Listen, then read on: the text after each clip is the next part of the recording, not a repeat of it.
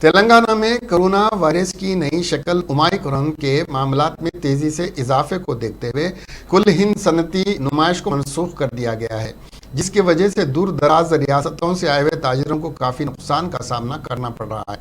خاص طور سے خشک میوہ جات کے تاجر کافی پریشان حال ہیں۔ ان کا کہنا ہے کہ خشک میوہ جات کو فروخت کرتے ہوئے آمدنی کی توقع کی تھی، تاہم اس 45 دن چلنے والی نمائش کے اچانک بند ہو جانے سے ان کا سب کچھ برباد ہو گیا ہے۔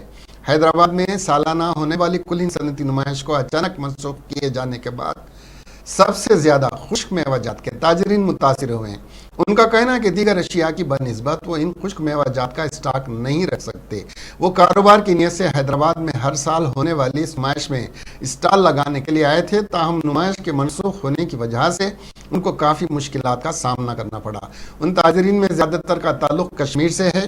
ان کا کہنا ہے کہ نمائش منسوخ ہو گئی، جس کی وجہ سے ان کو لاکھوں روپے کا نقصان ہوا ہے۔